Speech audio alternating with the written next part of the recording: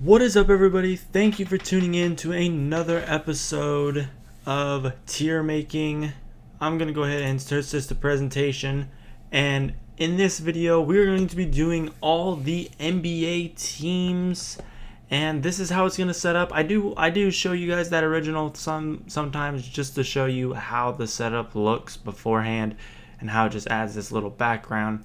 But in this one is going to be going over my opinions and sometimes can be kind of known as facts of the best teams in the NBA, how they are set up for this upcoming season once the NBA does return and for the future of their franchise. I'll be going over stuff like who they have, what they can build off of, what they've done in the past to prove what they can do in the future. That's going to be the big things right now, guys. So going into it, first one is the Philadelphia 76ers. Now, remember when it comes to Eastern teams, there's a little bit of an asterisk next to it because it's a high-level East team is a low-level Western team. Remember that.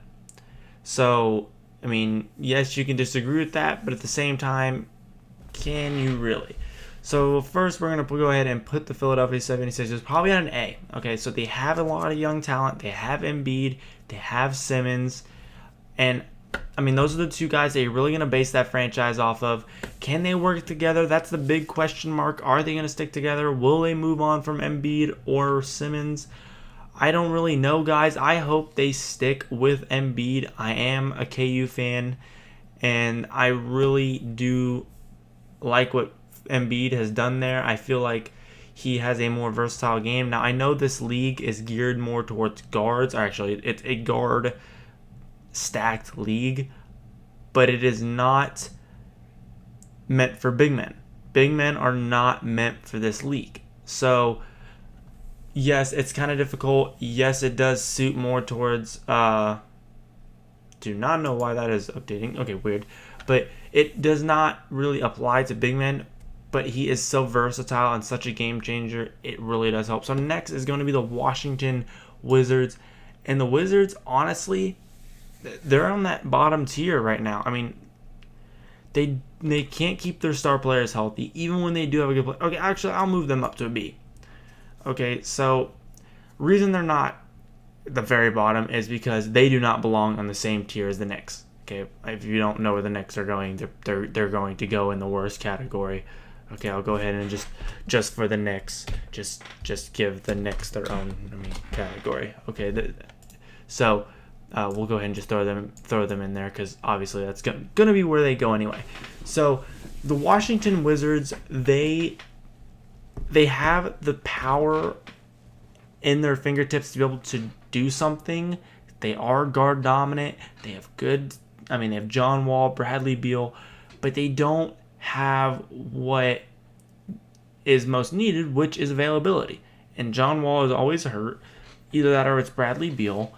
And now it seems like they're going in the wrong direction. Bradley Beal seems like he wants out.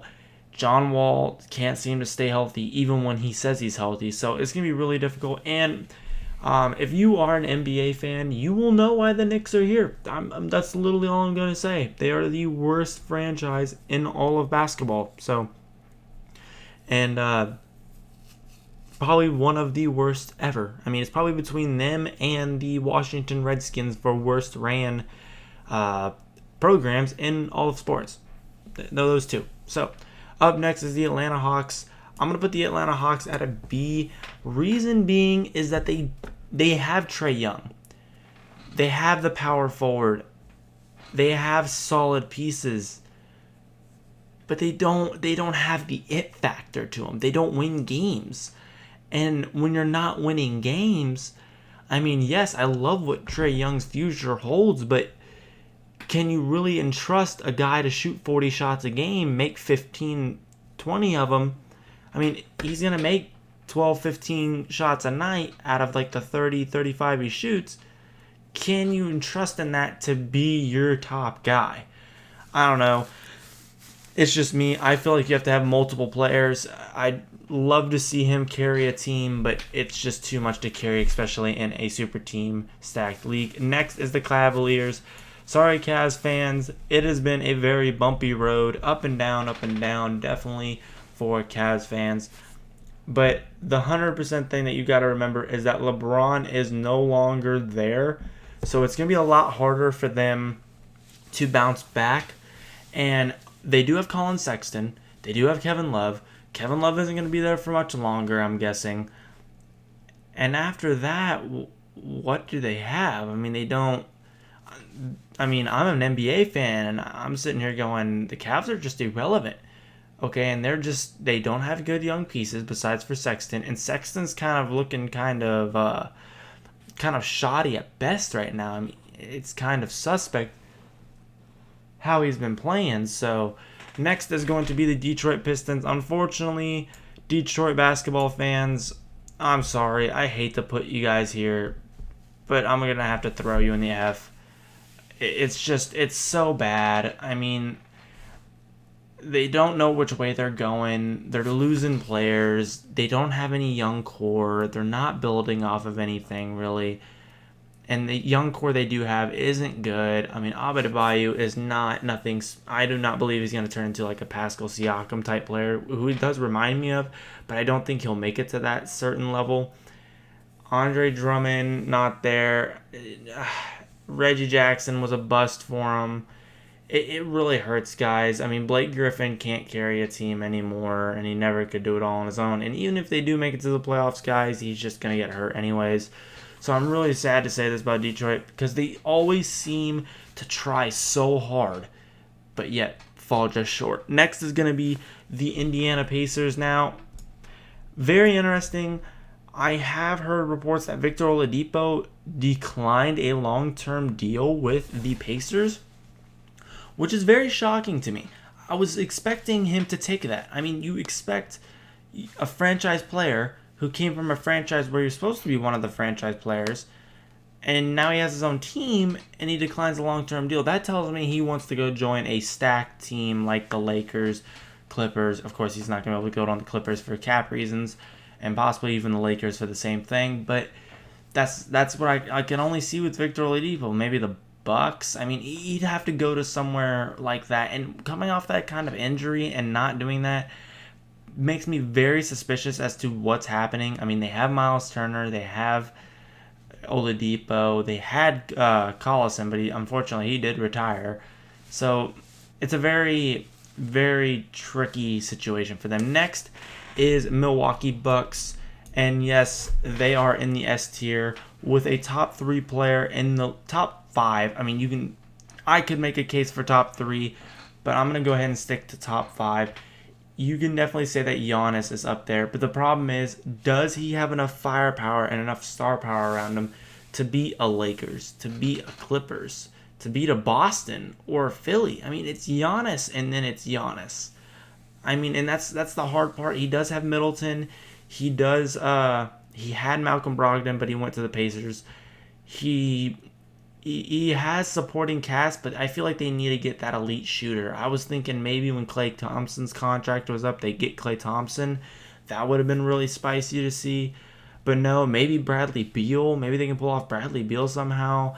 And I know that's kind of a knockoff to Chris Middleton, which, don't get me wrong, he's a great player, but he's not a top-tier shooting guard. Sorry, he's just not. So next is going to be the Toronto Raptors. And the Raptors, I'm going to give them a hesitant B. Maybe because they're in the East, I'll go ahead and slide them into an A. I mean, it's right on the cusp of those two. I know it's a big drop-off, but if you know the NBA, you know it goes teams that are elite, teams that are just there, teams that are working their way up, and teams that just suck. Okay, that's just how it is in the NBA. There is no slight decline. It's just really good, doing good, getting there, sucks. That's just it. There's no other way to put it. Same way in baseball. Football, there is a little bit more of leeway. I mean, especially with how sporadic and how much things can change. So with the Toronto Raptors, yes, they lost Kawhi. They're coming off a championship and everything. Not what I'm referring to, but they do have Siakam. They do have Lowry. They do have some good pieces coming. I feel like they're just a good team that's set up well for the future. I mean, I don't know if they're going to win another championship anytime soon, but if they were to get some sort of another big time player, they definitely have a shot at least making some sort of run. They're going to be in the playoffs every single year. That's exactly what I'm looking for in this. Title contenders are going to be usually up here, and your playoff makers are going to make it right here. Okay. Next is the Dallas Mavericks. Dallas Mavericks, it's in between the S and A.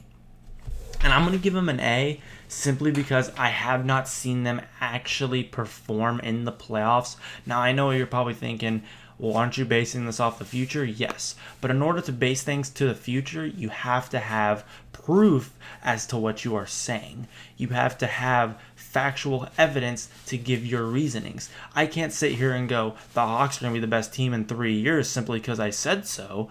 I have to give you actual proof. Oh, they're, every single year they're going up by 10, 15 wins. Their shot percentage is going up. They're adding more players. They're getting younger depth. I mean, you have to give reasonings. And for Dallas, Luka, Porzingis, Hardaway, they have good young pieces. I like Boban Marjanovic as just that guy that comes in and just cleans the rack, gets a couple of points simply because of how tall he is. They have a solid team. They have shooters around Luka. I mean, with Curry coming off the bench, of course, not Steph Curry, but you got those kind of things, and I feel like that's a very good team. Now, next is going to be one of my sleeper teams every year, it seems like, is Denver. They have the Joker. They have Barton. They have, but they never seem to succeed. They never seem to put themselves in that hat. And I know you could be thinking, well, Milwaukee's the same way. They haven't made it to an Eastern Conference championship. They haven't made it to a finals appearance. But here's the thing. That the West is so much harder. And I feel like you can't compare a Western game to an Eastern game. West is so hard right now. It's just they're doing well. They're averaging like 60 plus wins a year right now, or maybe a little over 50. And it's insane. They're a really good team. They have great depth. Love the team. Memphis, I'm going to give Memphis a B. One, John Morant, absolutely love the kid. Jumps out of the gym, makes good decisions, plays an all-around game. We have not seen him perform in the playoffs. They need to get him some help, and they can start working their way right up to this S, A, S, right in between, somewhere in there. But they could definitely work their way in there. Next is going to be the Minnesota Timberwolves, and this is where it hurts that not have that in between. I'm going to go ahead and give them a B. This upcoming year is going to be the make or break season for Minnesota. They have D'Angelo Russell, and they have Karl Anthony Towns. I'm going to give them the benefit of the doubt and say that I've seen D'Angelo Russell ball. I've seen Cat ball at times. And that Cat will come back with a vengeance because of what happened to his mother. And that tragic story. I mean, that was so sad. And then they just need to go out and ball. They need to go out there and just destroy a little bit. They need to put their footprint on the map, and they have not done that. Next is the San Antonio Spurs. They are in that same realm with Popovich there. Yes, they are my favorite team. They have a core. They have younger players, but they don't have that star. They lost Kawhi, so there goes your A to S. They do have Popovich, who usually still is going to pull in 35, 40 wins, even with like one of the worst lineups in the NBA, but it's just how great of a coach he is. So it does play a factor. Next is going to be the Utah Jazz. The Utah Jazz are going to be like this. Now, I know you're probably seeing this thinking, well, Donovan Mitchell wants out. I'm going to give Utah the benefit of the doubt and say that they don't break up this core. Now, if they do, they automatically jump down to B, and that would really suck. But I'm going to give them the benefit of the doubt here and just say that they don't lose him. If they can keep this core together, they can be perennial playoff contenders. And if Donovan Mitchell and Rudy Gobert can kind of upgrade their game a little bit, they could be a tag team duo. and absolutely destroy it. Now, unfortunately, with this whole COVID-19 thing and Rudy Gobert giving it to Donovan Mitchell, that might have just blown everything out of the water. But that does suck. But we're going to go ahead and head on to the next team, which is the Clippers. I don't know where else you would expect me to put them here. They are going to be title contenders, and they're going to be title contenders until Kawhi leaves, until Paul George leaves. I know they haven't played that much together, but they have both done really well in the playoffs. Kawhi is a three-time champion, two-time champion, I believe. And I know he has one with the Spurs and one with Toronto, but I can't remember if he won two with the Spurs, and that's really sad because I'm a Spurs fan and I'm kind of drawing a blank right now. But yeah, so when you look at this, they're just better. They're just better than everybody else, and that's why they're up there. So go ahead and move on. The Suns, sorry Suns fans, y'all have an F. It's Devin Booker, and that's it. They don't have anything else. They have DeAndre Ayton. Okay, he's not panned out all that well. Never understood why they picked him number 1 overall in the first place. That was the dumbest pick to me. I said that entire year Luka was the number 1 draft pick, and he's going to be the best player in that draft. No question. Hands down. He's been playing grown men since he was 16 years old. Why wouldn't you? And they went ahead and picked the kid out of Arizona, which I still applaud DeAndre Ayton for being able to trick Phoenix into that. But Phoenix seems like they've taken a lot of steps back. They add and add pieces, and it goes further and further back. So, sucks to be that. Next is going to be the Portland Trail Blazers, and they are going to be a very solid A. Damian Lillard and CJ McCollum, they have what it takes to win and get to the playoffs, but they don't have what it takes to bring back the chip. They just don't have that. I mean, it sucks. Even with Nurkic, even with Lillard playing like a boss, they don't have a small forward. And I feel like people say this is a guard-dominant league. I think shooting guards and small forwards are the most important positions in basketball. Reason being, their size, how many positions they can guard, and how well they can shoot against smaller players. This is a switching league. You want taller players. That's why teams like Milwaukee are so dominant on defense, is because they have they have 4 guys on the court that are 6'6" plus, and one guy that's like 6'4". I mean, when you have something like that, I mean, it's hard to stop, especially when 3 of those guys are like 6'8" and above, and 2 of them are 7 foot, and one of them's Giannis.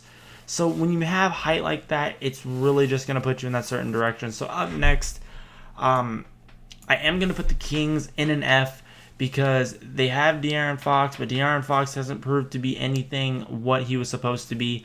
Buddy Hield's getting irritated. They don't have much, and they just seem to be on the decline. I know they were having a decent season, as far as I remember, but it's tough. Okay. Next, I know this one is probably going to be the most disputed one. New Orleans is going to be, I'm just kidding, an A. I know you're probably thinking, oh my goodness, he's going to give Zion Williamson an S. No, an A, simply for potential. Now, I know in this video I've said they've performed in the past. Well, I can't really judge that since Zion is a rookie. Brandon Ingram hasn't played in the playoffs. But with what they have, if they were to take that to the playoffs, I feel like they could make some noise. Will they win a championship in the next year or two? No. But do I believe they can make the playoffs as a perennial playoff team? Absolutely. That's what this tier is for. Okay, so next is the Charlotte Hornets. Love my man, Devontae Graham out there, but I'm sorry, it's a dumpster fire. They're just back in the same hole. It's really bad to see, and I wish it wasn't like that, but that's just how it is. Next is also going to probably be one of the most disputed ones, which is Rockets, and I'm going to put them as a perennial playoff maker and maybe win some series, but they're not winning chip. They just don't have it. James Harden just seems to just throw it away in past game 5, and he's just gassed and he's done. or he just gives up. It seems like, I don't know. I get that feel from him a little bit, but I really, really wish for the best for this team. They've worked so hard, and James Harden's put in such work in this regular season that he's so gassed. So up next is the Miami Heat. And the Miami Heat, I'm going to put them at an A. If they do make the Eastern Conference Finals, or of course the NBA Finals, they would automatically move up. But I feel like right now it's kind of that same concept to where I haven't seen them perform together in the playoffs. I have seen Jimmy Butler in the playoffs. I have seen their coach in the playoffs with LeBron, Eric Spoelstra. I mean, it's just, you got to prove your worth in the playoffs to get to this S rank, okay? And I know Milwaukee kind of breaks that rule, and maybe the Clippers do a little bit, but that's just, you know, those teams are just better than everybody else. So up next is Chicago Bulls, and this one will probably be disputed pretty heavily too. I believe the Bulls are in a very tough spot. They're trying to turn the wheels, and they just keep going backwards. They're not pressing forward. They're going backwards all the time. And it's very annoying. And to see Zach LaVine and Valentine and Larkinen and all these guys, just they're not getting anywhere. So coming up next is going to be the Nets. If they can keep Durant and Irving together, guys, I don't care how bad of cancer Kyrie can be in the locker room. He's a top tier level point guard, and him and Kevin Durant can absolutely tear things apart, and they kind of both want to get back at LeBron, it feels like. It's like, we don't need to team up with LeBron, we can team up with each other and beat LeBron, which is like, okay, he does have Anthony Davis, and he's probably going to pull off another star, so it's kind of stupid is what you're doing. But up next is going to be the Oklahoma City Thunder, and I do love Chris Paul and how he's carried that team, but unfortunately, I don't feel as though that can... I mean, okay, I'll move them up to an A. I don't really feel like they can be... I feel like they can be hit or miss. It's either they're going to be a playoff contender, and you're going to know from early, or it's just they're going to be no. So they really are kind of in between. Up next is the Golden State Warriors, and I'm going to put them as an A also. Now, you're probably wondering, well, they just got done going to how many finals and winning how many? Well, at the same time, we got to see Klay come back from that injury. Kevin Durant isn't there no more. Iggy isn't there no more. And Draymond Green has just been a dumpster fire. So what are you going into it with? That's just my question. So next is going to be the Boston Celtics. And I know I'm probably going to get heat for this one, but only putting them at an A tier. I know they have great pieces, but they, again, don't have that deep playoff knowledge, or just the simple fact that I believe that they're better than everybody else, which is like this next team, their arch rival, the Lakers, who are just simply better than everybody else. If you have LeBron James, sorry, you are in the S tier, because you add LeBron, you are automatically up top.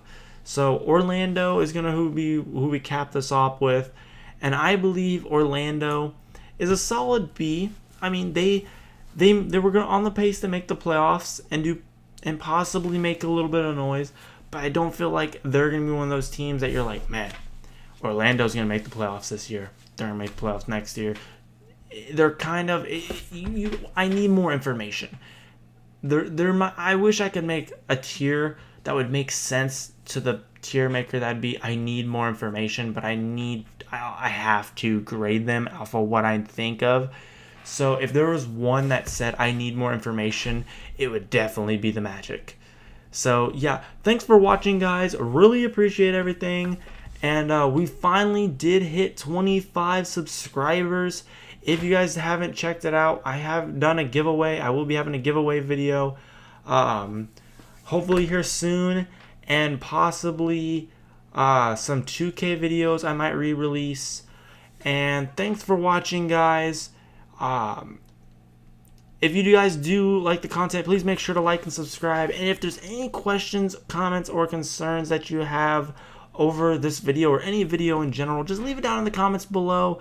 Guys, I'm not going to take offense to you saying, hey, I didn't like this video, I felt like you rambled on a little bit too much, or saying, hey, I love the video, I felt like you had good assessments, I agreed with a lot with what you said. I just want to know your guys' input. So thanks for watching, guys, and peace out.